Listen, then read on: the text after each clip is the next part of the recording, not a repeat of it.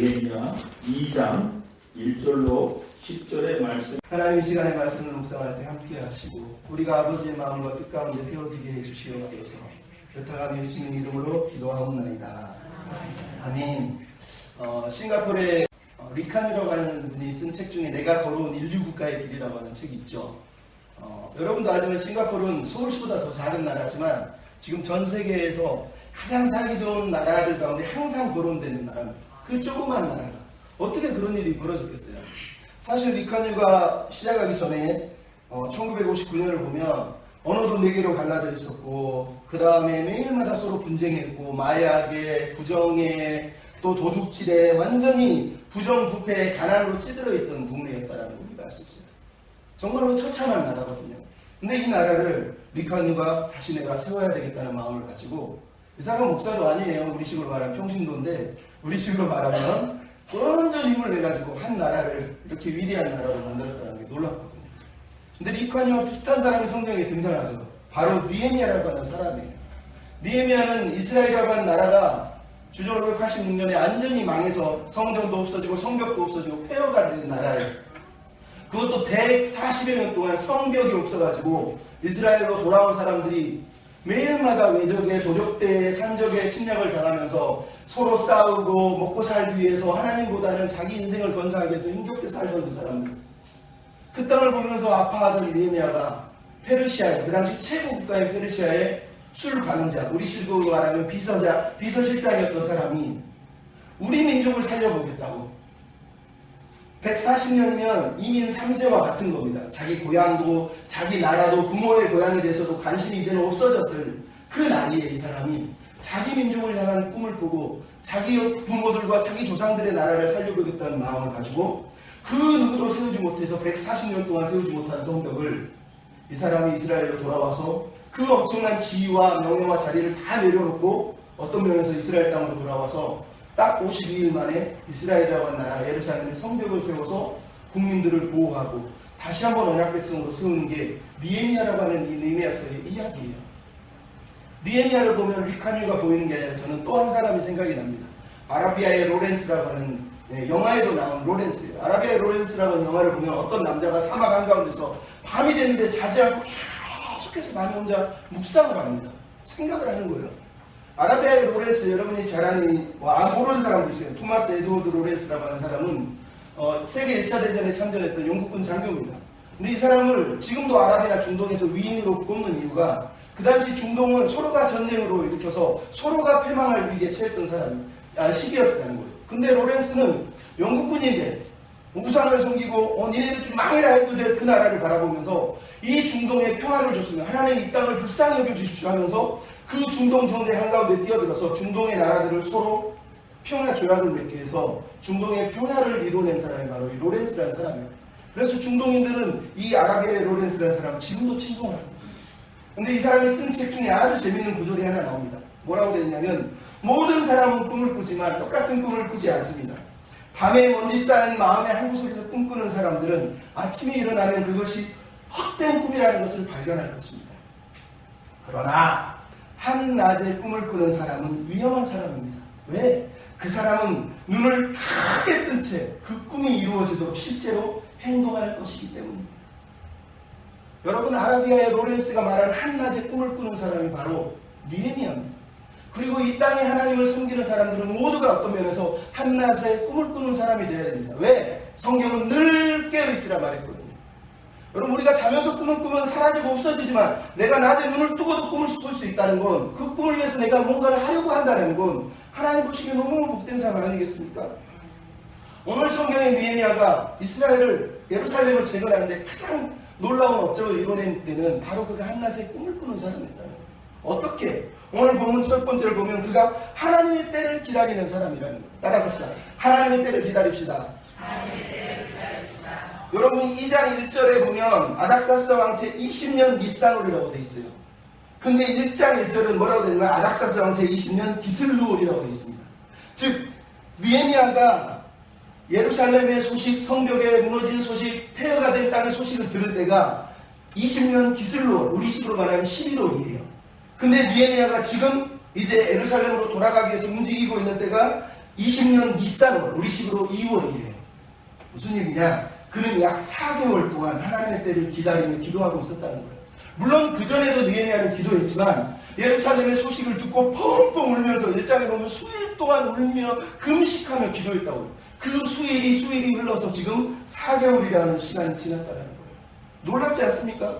그는 4개월 동안 자기 민족을 끌어안고 울면서 이 하나님의 비전이 잉태되기를, 이 아이가 태어나기를, 하나님의 꿈이 세상으로 나오길 바라면서 계속 울며 기다렸다는 거예요. 여러분, 이게 하나님의 때를 믿는 사람들이에요. 하나님을 믿는 사람은 조급하지 않습니다. 하나님 나에게 응답해줬어. 이제 내가 당장 가서 내가 이 일을 해야 되겠어. 그러면서 자기 자리를 박자로 때려치고 하나님의 뜻은 정해졌어. 내가 이것을 할 거야. 그러면서 모든 걸 다 무너뜨리고 상황을 깨버리고 나가는 사람이 아니라는 거예요. 왜? 하나님이 나에게 비전을 심을지라도 그 비전이 잉태되는 때가 있는 거예요. 그 때를 바라보면 느헤미야는 기다렸다는 얘기를 하고 있는 거예요. 마치 강태공이 가만히 앉아서 고기가 입질을 하다 탁 물 때 낚아채는 것처럼 느헤미야는 지금 이 물고기가 딱 먹이를 물 때까지 조용히 기다리고 있다는 거예요. 여러분, 이게 믿음이에요. 섭리 안에 산다는 건 이런 거예요. 급하지 않아요. 조급하지 않아요. 왜 나는 이 모양이니까 저 사람은 저렇게 멀리 달려가는데, 저 사람은 저렇게 빨리 가는데, 나는 이게 고작 이거야. 나도 성공해야 되는데. 하나님은 우리의 성공을 바라는 게 아니에요. 우리의 거룩함을 원하시고 우리의 성실함을 원하시는 거예요. 내가 오늘을 살아서 하나님 앞에 부끄럽지 않은 사람이 복된 사람이지, 내가 남들보다 빨리 가고 많은 것 가지고 많은 것 누린다고 해서 그게 하나님이 주신 축복이 아니에요. 착각하면서 교회를 다니면 안 됩니다. 하나님의 성공은 하나님의 음성을 들을 줄 아는 사람, 하나님의 때에 따라 순종할 줄 아는 사람이란 말이죠. 하나님이 가라면 가고 오라면 올 수 있는 사람이 축복받은 사람인 거지, 하나님의 음성을 무시하고 자기 뜻대로 자기 시간에 자기 스케줄 맞춰가지고 하나님 앞에 딱 스케줄 시간표 짜서 마스터 플랜입니다. 하나님, 이 시간에 따라서 나를 데려가셔야 됩니다. 대학교는 여기, 직장은 여기, 연봉은 얼마 딱 정해놓고 하나님 아시죠? 이거 안 들어주면 나 뛰어내립니다. 자살합니다. 그러면서 뭐 한 달 줍니다. 하나님, 2달 줄게요. 일주일 줄게요. 여러분, 그건 하나님을 믿는 사람이 아니에요. 하나님을 믿는 사람은 참을 줄 알아요. 기다릴 줄 알아요. 아브라함이 몇 년 기다렸다고요? 25년. 모세는 몇 년요? 40년. 이스라엘 백성 광야로 가는데 40년.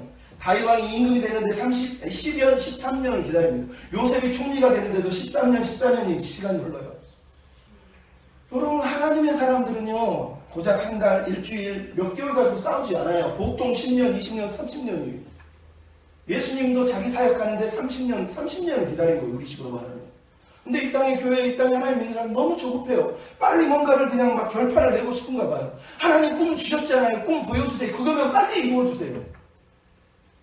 하나님은 급하지 않으세요. 하나님은 일에 관심이 계신 게 아니라요, 사람에게 관심이 있어요. 저 사람이 어떤 사람인지 더 하나님 궁금하신 거지, 네가 나를 위해서 얼마나 큰 일을 했냐, 얼마나 많은 일을 했냐, 하나님은 결코 그런 것들을 바라지 않았어요. 오늘 보면 느헤미야를 보십시오. 2절에 보면 그가 하나님의 비전을 품은 채 마음의 평강을 구하면서 왕 앞에서 자신이 할 일을 여전히 하고 있어요. 하나님이 비전을 준 지가 4개월이 지났는데도 여전히 왕 앞에 술을, 포도주를 따르면서 자기 일을 하고 있단 말이에요. 얼마나 겸손하고 얼마나 침착합니까? 당장 왕 앞에 달려들어서 하나님 나한테 꿈을 줬는데 이 우상 덩어리, 우상을 섬기는 임금아, 당장 무너져라, 망해라, 이렇게 얘기하는 게 아니에요. 하나님의 비전을 알기 때문에, 하나님의 마음을 알기 때문에 하나님의 스케줄에 자기 인생을 맡기고 있단 말이에요.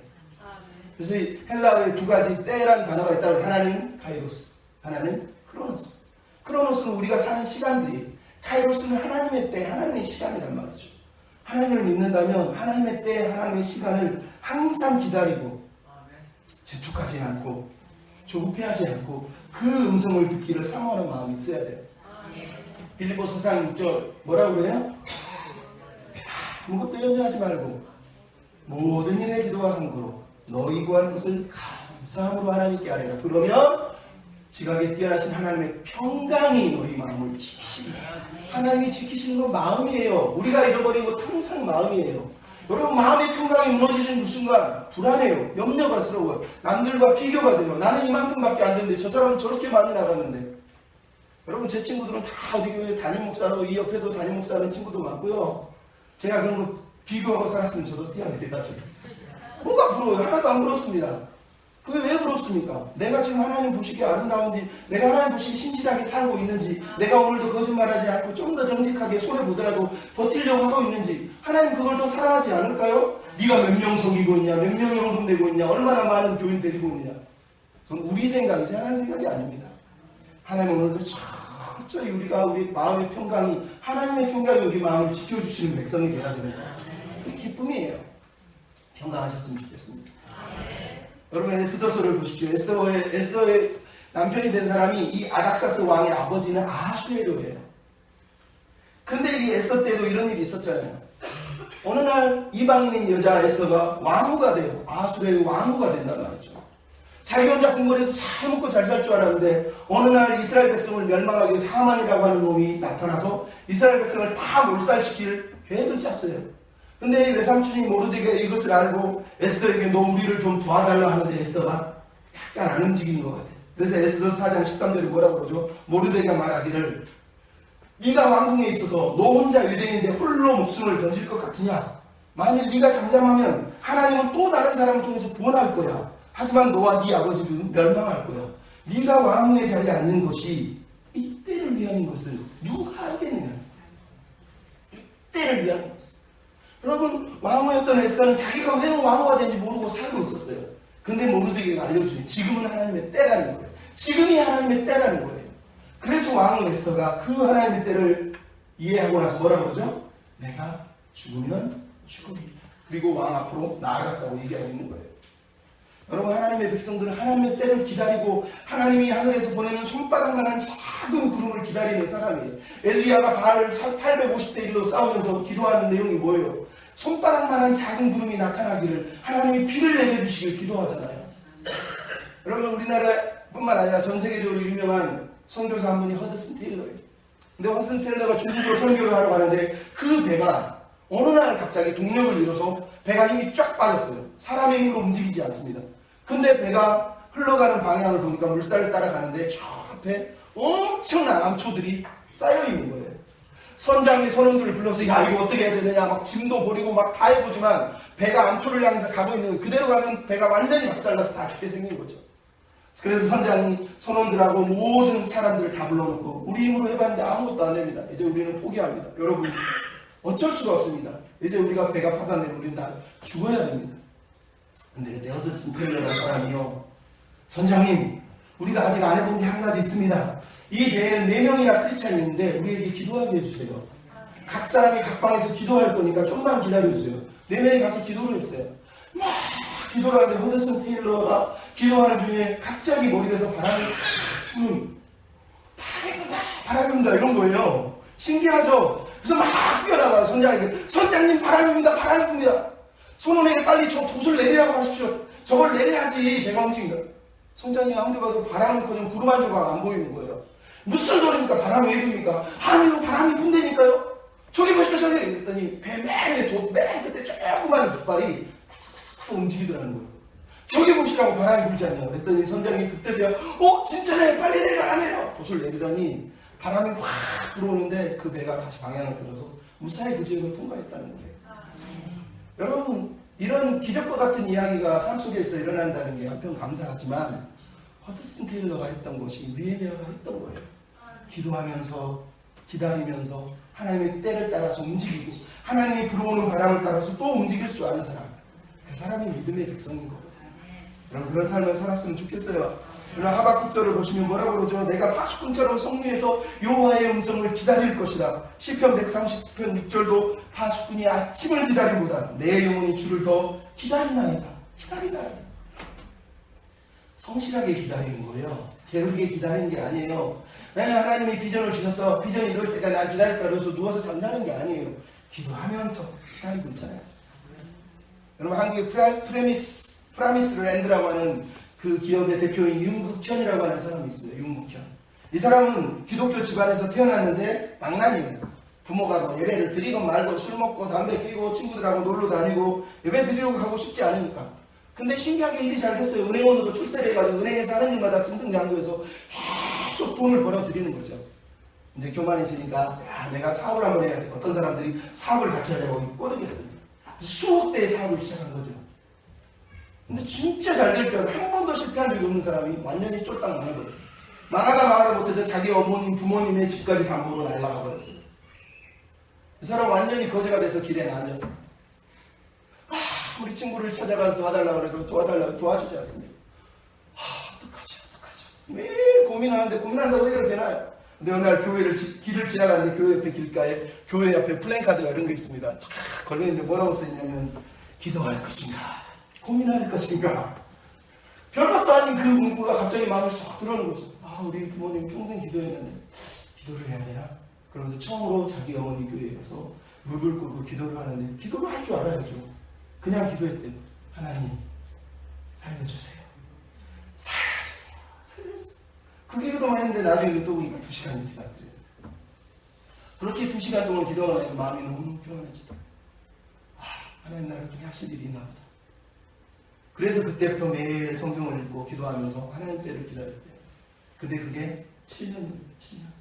7년 동안 빚쟁이들 상대하고 1년 동안 손가락질 받으면서 기다린 거죠. 7년이 다 지났는데 하나님이 도우셔서 놀라운 일을 행하셔서 지금 프라미스랜드라고 하는 기업을 세워서 다음 세대와 선교사들을 위한 사역을 지금 뛰어들고 있어요. 그러면서 뭐라고? 내가 더 이상 돈을 위해 살지 않겠다. 나는 사람을 위해 살겠다. 그러면서 뛰어가고 있더라고요. 그 사람의 결과가 나중에 어떻게 될지 좀 모르겠어요. 하지만 그 과정 속에 우리가 느끼는 건 뭐예요? 하나님의 때를 따라서 하나님의 음성 앞에, 하나님의 비전 앞에 붙들리는 사람, 하나님이 그 사람을 원한다는 거예요. 여러분은 이게 섭리 안에 산다는 거예요. 시대를 따라 살아가는 거예요. 하나님 성경에 뭐라고 하죠? 내가 이른 비와 늦은 비를 적당한 때에 내리겠다고 말해요. 항상 하나님은 적당한 때가 계세요. 그래서 하나님 백성들은 시편에 뭐라고요? 시절을 따라 과실을 내는 거예요. 우리가 시절을 따라가 살아가는 거예요. 그걸 에레미야서는 또 다른 말로 이렇게 얘기했어요. 물가에 심기운 나무는 뿌리를 강변에 뻗치고 더위가 올지라도 두려워 아니하며 그 입이 청청하며. 여러분 시절을 따라 살아가는 삶은 더위도 만나고 추위도 만나고 벼락도 만나고 비도 내리는 거고요. 서리도 내리는 거고요. 그런 겁니다. 그 시절 속에서 하나님을 의지하는 사람이 시절을 따라 사는 거지. 매일마다 나는 하나님 때문에 성공한 게요. 여러분도 나처럼 성공하는 게 시절을 따라 사는 거예요. 웃기지 말라고. 그런 건 시절을 따라 사는 게 아니에요. 그게 교만의 지름길인 겁니다. 늘 시절을 따라 하나님께 서는 은혜. 그게 섭리를 따라 사는 사람입니다. 그럼 혹시 일이 잘 안 됐습니까? 오늘도 힘듭니까? 괜찮습니다. 하나님은 여전히 당신의 계획대로 우리를 이끌어 가시는 거예요. 우리가 할 건 내 마음의 평강, 그리스도가 주시는 평강을 지키고 감사하는 거예요. 두 번째로 오늘 본문 속에 느헤미야가 그래서 하는 일이 뭡니까? 삶 속에서 기도를 했다는 거예요. 아까도 얘기했지만 그냥 기도만 하고 있는 게 아니라 삶 속에서 일을 하면서 기도를 하고 있었다는 거예요. 여러분 어떤 사람이 마음에 뭔가 소원을 품으면 그게 입 밖으로 나오거나 얼굴로 나오게 돼 있잖아요. 오늘 본문에 2장 4절에 뭐라고 하죠? 네가 전에는 근심이 없더니 이제 근심이 있구나. 3절 4절 무슨 일이냐? 뭘 원하느냐? 이렇게 물어보고 있는 걸 우리가 보게 돼요. 여러분 느헤미야가 하나님의 꿈을 가지고 기도를 하고 있어요. 포도주를 따르고 있습니다. 어떻게 4개월을 버텼는지 모르는데 4개월이 지났는데 근심이 이제 묻어나는 거죠. 근데 왕이 그걸 캐치를 했다는 거예요. 너 뭘 원해? 왜 그래? 물어봤다는 거예요. 근데 여기에 느헤미야가 대답을 한다는 건 심각한 위기의 상황을 말하는 거예요. 왜? 왕이 사실은 물어보기도 전에 근심을 가졌다는 것 자체가 이미 신하는 죽는 목숨이에요. 우리 시대하고 틀리고 옛날 유대 페르시아 시대 고대에는 왕 앞에 선 사람은 자기 근심이나 수심을 보이면 안 됩니다. 그거는 바로 죽는 거예요. 왕도 신하들도 왕이 부르지 않으면 왕 앞에 가지도 못해요. 근데 느헤미야가 지금 술을 따르는데 얼굴에 근심이 있었답니다. 이건 죽을 목숨하고 똑같은 거예요.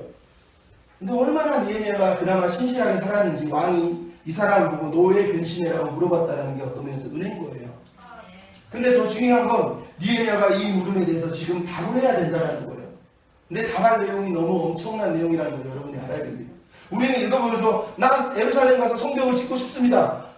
이스라엘 제거하고 싶습니다. 도와주세요. 이렇게 읽어버리면 끝나지만 그냥 4절 5절 읽으면 끝나지만 이거는 그렇게 간단한 문제가 아니에요. 왜? 여러분 에스라서 3장을 보면 에스라서 3장에 무슨 일이 벌어지냐면 이스라엘 백성이 바벨론 포로로 70년에 돌아와서 성전을 짓는데 사람들이 주변에서 방해를 합니다.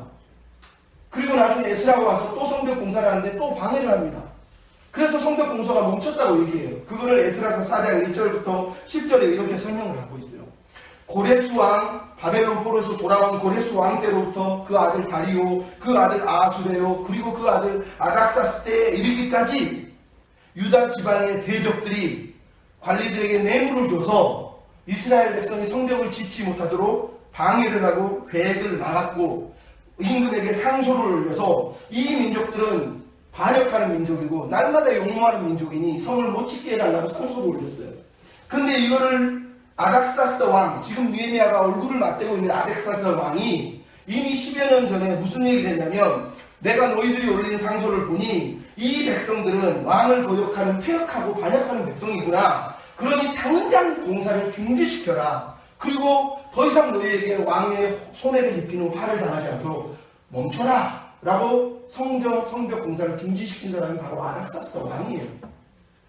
그 사람 앞에 지금 얼굴에 근심을 띠면서 나 성벽을 짓고 싶어요. 이게 상상이 되는 말입니까? 지금 느헤미야는 두 번이나 죽을 각오를 해야 돼. 한 번은 근심을 보였다는 거고 또 하나는 이걸 내용을 입으로 발설해야 된다는 거예요. 근데 오늘 본문이 놀랍죠. 느헤미야가 내용을 얘기했다는 거예요. 이스라엘의 성읍이 황폐하고 성문이 불탔습니다. 여러분 우리 이 본문을 읽으면서 놀라운 걸 발견해요. 하나님 느헤미야라고 하는 사람 아까도 얘기했지만 얼마나 그가 페르시아라고 하는 우상의 나라에서 성실하게 살았는지를 알 수 있어요. 우리 여러분 예수 믿는 사람 가끔씩 착각을 합니다. 야 우상을 섬긴 그 나라에서 뭐 하는 거야? 당장 이 나라가 무너지도록 망하도록 기도해라. 여러분 그렇지 않습니다. 하나님은 바벨론 포로로 끌려간 이스라엘 민족들에게 에레미야에게 편지를 써서 보내면서 이렇게 말씀했어요. 에레미야 29장 5절에 보면 이스라엘 백성 바벨론 포로로 끌려간 사람들에게 내가 말한다. 너희는 거기서 집을 짓고 거기서 살고 텃밭을 만들고 거기서 열매를 따먹고 거기서 자녀를 낳고 거기서 결혼을 하고 너희가 사는 그 성읍의 평안을 위해서 기도하고 그 성읍이 평안하기를 위해서 기도해라. 그래야 너희가 평안할 거야. 이렇게 말씀하세요. 여러분 이스라엘 백성도 뭐 우상단지 이 나라를 하나님 망하게 해주십시오. 당장 우리를 포로로 돌려주십시오. 이렇게 기도하기 시킨 게 아니에요. 하나님은 그 땅에서 철저히 하나님을 섬기면서도 그 나라의 평안을 위해서 기도하라고 얘기했다는 거예요. 근데 느헤미야가 지금 그러고 있는 겁니다. 지금 그러고 있는 거예요. 왕 앞에 술을 따르면서도 마음에 하나님의 비전을 품으면서 술을 따르고 있잖아요. 얼마나 느헤미야가 성실합니까? 두 번이나 죽을 위기를 지금 당하고 있는데도 불구하고 이 사람을 왕이 살려주면서 너 뭘 원해? 라고 얘기한 다음에 대답을 하자마자 들어주잖아요. 느헤미야가 가지고 있는 성실함입니다. 여러분 예수 믿는 사람이 가끔씩 안 믿는 사람하고 일하면서 상대하면서 에이 저놈은 예수도 안 믿는데 내가 뭐 하나 그러면서 믿음을 숨기거나 아니면 속으로 욕을 하고 자기 혼자 믿음이 좋은 척합니다. 그렇게 살면 안 됩니다. 안 믿는 사람한테 성실하고 최선을 다해야지 그게 하나님이 보시기에 합당한 거지. 너 하나님 안 믿으니까 난 필요 없다. 난 하나님 잘 믿는 하나님 나만 복 주실 거야. 그런 교만한 말을 하면 되겠습니까? 느헤미야는 비록 이방 땅 우상 땅을 살아갔지만 철저히 하나님을 믿지만 그 사람 앞에서 성실한 신하로서 살아내고 있잖아요. 여러분 우리에게 이런 마음 이런 은혜가 필요한 거예요. 두 번이나 죽을 고비를 지금 넘기고 있잖아요. 근데 오늘 보면 더 놀라운 게 뭐죠? 왕의 질문에 너 뭘 원하느냐 그랬더니 2장 4절에 느헤미야가 하늘의 하나님께 묵도하고. 근데 여기서 묵도라는 단어는 히브리어 팔랄입니다. 팔랄이라는 말은 중보 기도하다, 중재하다, 기도하다는 얘기예요. 속으로 기도하다는 의미를 넘어서서 정말로 계속 기도한 그 내용을 가지고 하나님께 지금도 기도하고 있다는 뜻이에요. 느헤미야는 계속 왕에게 포도주를 따랐지만 항상 기도하고 있었어요. 근데 왕이 딱 묻자마자 아 이게 하나님의 때구나 생각하고 그 자리에서 한 번 더 기도를 했다는 걸 얘기하고 있는 거예요. 그럼 놀랍지 않습니까? 자기 죽음의 위기 앞에서 임금님 잘못했어요 용서해 주세요 이렇게 하는 게 아니라 제일 먼저 떠오른 게 하늘의 하나님이었다는 거예요. 하늘의 하나님. 대단하죠. 여러분 아무리 어려워도 우리가 하늘의 하나님을 기억한다면 그 인생은 복받은 인생입니다. 느헤미야서를 그래서 기도의 책이라고 그럽니다. 느헤미야는 1장부터 13장까지 계속 느헤미야 기도가 계속 나옵니다. 1장에도 2장에도 3장 4장 보면은 곳곳마다 느헤미야가 기도를 해요. 어떨 때 기도합니까? 아까 비전을 품을 때 기도하고 술을 따를 때 기도하고 적들이 닥쳐올 때 기도하고 일하면서 기도하고요. 사람을 만나면서 기도하고 남들한테 훈계하면서 기도하고 자기 인생을 마무리하면서 기도해요. 여러분 기도라는 게 그냥 앉아가지고 무릎 꿇고 하나님 그게 기도가 아니라요. 기도라는 건 하나님을 인정하는 행위예요.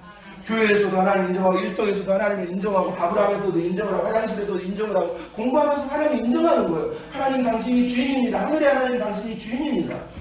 그게 믿음이라는 거예요. 그게 믿음.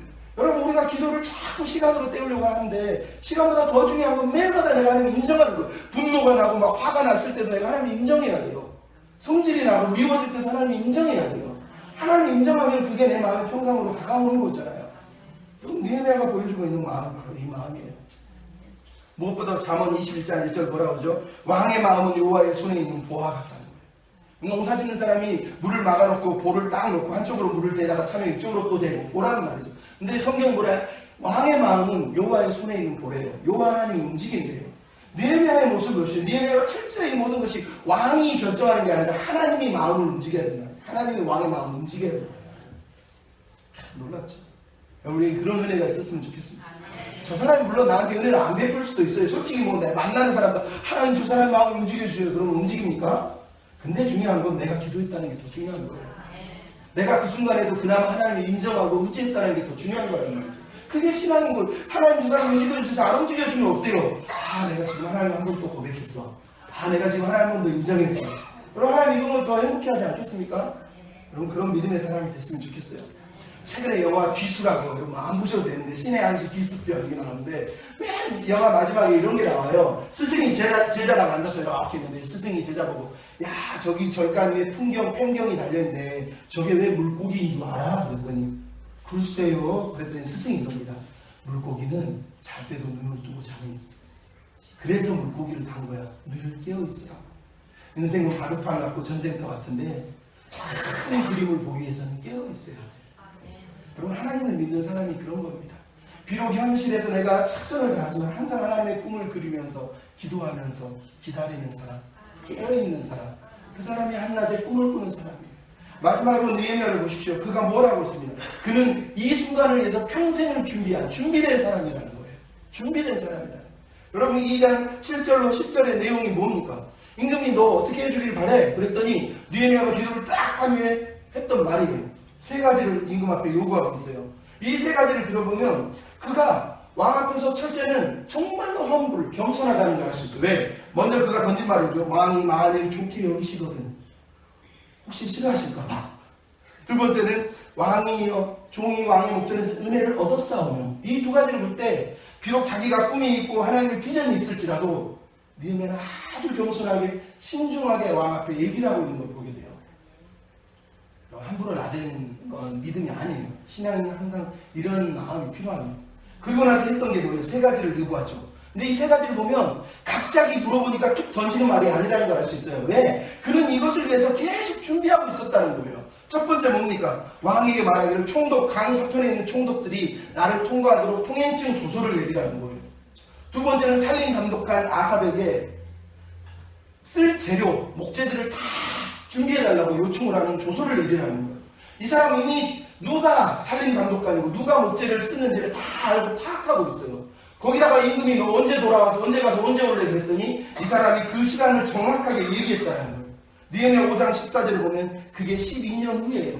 그러니까 느헤미야는 지금 자기가 기도만 하고 있는 게 아니라 4개월 동안 기도하면서 왕이 뭘 해야 되고 목재는 어디서 가져와야 되고 내가 거기서 이 작업을 하고 나라를 안정시키기 위해서 52일이 아니라 12년이 필요했다는 걸 머릿속에 다 계산하고 준비하면서 기도하면서 기다렸다는 거예요. 그냥 먹고 놀면서 하나님 아시죠? 이루어주세요 그러면서 막 그냥 기도하고 노는 게 아니라 철저하게 공부하고 준비하고 기도했다는 걸 우리가 알게 돼요. 그럼 이 사람이 한낮에 꿈을 꾸는 사람이에요. 낮에 눈을 부릅뜨고 이 일을 이루기 위해서 내가 뭘 해야 될까 고민하고 살았다는 거예요. 여러분 우리 그런 은혜가 있었으면 좋겠습니다. 더 나아가서 느헤미야가 가지고 있는 대답에 우리가 보는 신앙적인 내용이 뭡니까? 겸손하다는 거예요. 얼마나 겸손합니까? 왕의 물음에 얘기하고 있는 이 사람이 겸손하게 왕 앞에 얘기하니까 임금이 군대도 주고 군대 장관도 보내고 이거는 보너스예요. 보너스. 느헤미야가 요구한 것도 아닌데 왕이 그래 그럼 우리가 군대 장관 너 경비대 호위대 아예 군대를 보내줄게 이러면서 이 동행길에 4개월 이상 3개월 이상이 걸리는 이 여행길을 왕의 군대가 같이 동행하고 있는 거예요. 근데 그것을 다 경험한 느헤미야가 2장 8절에 뭐라고 그러죠? 내 하나님의 선한 손이 나를 도우셨대요. 멋있지 않습니까? 여러분 자기가 기도했고 자기가 준비했는데 야 내가 기도했더니 이런 일이 벌어졌어요. 야 그렇게 지금 자기를 자아자찬하는 게 아니라 이 모든 일이 하나님의 선한 손의 도움이었대요. 이게 느헤미야의 마지막 고백인 거예요. 이 모든 것조차도 하나님이 도와주셨다고 얘기하는 거예요. 여기서 도우셨다라고 하는 말에는 한글에는, 히브리어에는 없는 말이에요. 히브리어에는 알, 하나님의 손이 내 위에 있었다는 뜻이에요. 그래서 한글로 도웠다고 이렇게 번역을 한 거예요. 근데 더 중요한 단어는 뭐냐? 여기서 선한이라고 하는 단어가 토부라고 하는 단어예요. 토부. 선한. 하나님 보시기에 좋았더라. 그 창세기 1장에 쓰는 단어가 토부, 좋다, 선하다는 뜻이에요. 그런데 오늘 본문에 이 소식을 듣고 2장 10절에 대적들이 뭐라고 그러면 이스라엘을 흥왕케 하는 자가 왔다는 거예요. 근데 이 흥왕하다는 단어가 히브리어는 토부예요. 사실은 선하게 하려고. 무슨 얘기인지 아시겠습니까? 제가 무슨 말 하는지. 하나님의 사람이 하나님의 꿈을 꾸면서 내놓은 결과들은 다 하나님의 도우심이에요. 그 도우심의 결과가 뭐냐? 선하신 결과라는 거예요. 선하다는 게 뭐예요? 로마서 8장 28절 하나님의 선하심, 합력하여 선을 이루시는 걸 말합니다. 하나님은 당신의 뜻을 이루기 위해서 우리를 사용하시는 것이 나 혼자 배부르고 나 혼자 따뜻하고 나 혼자 좋게 살기 위해서 일하시는 분이 아니라는 거예요. 그 선한 역사를 이루러 온 사람이 저놈이구나 그랬는데 느헤미야는 그 선한 역사를 이루기 위해서 지금 움직이고 있다는 거예요. 여러분 우리가 하나님을 믿습니까? 하나님은 오늘도 선한 역사를 이루기 위해서 우리 삶 가운데 일하고 계십니다. 우리에게 필요한 건 눈을 부릅뜨고 하나님의 꿈, 하나님의 비전이 이 땅 가운데 이루어지기를 바라면서 기도하고 기다리고 준비하는 사람이 되어야 됩니다. 그 사람을 통해서 하나님은 우리를 사용하시고 하나님이 우리를 부를 때 Yes sir! 아멘! 하면서 달려갈 수 있는 사람은 하나님은 오늘도 기다리고 있는 거예요. 좀 늦게 가도 괜찮고요. 좀 천천히 가도 괜찮고요. 좀 많이 안 들고 가도 괜찮아요. 하지만 하나님이 때를 기다리고 그 때를 위해서 움직이는 사람 통해서 하나님은 역사하시고 일하시고 영광을 받으시는 겁니다. 여러분 한나라의 꿈을 꾸는 사람이 되어서 이 교회가, 이 땅의 교회가, 이 나라가, 민족과 열방이 하나님의 꿈으로 하나님의 뜻이 하나님의 나라가 임하는 은혜를 날마다 사모하는 그런 백성들이 다 되셨으면 좋겠습니다.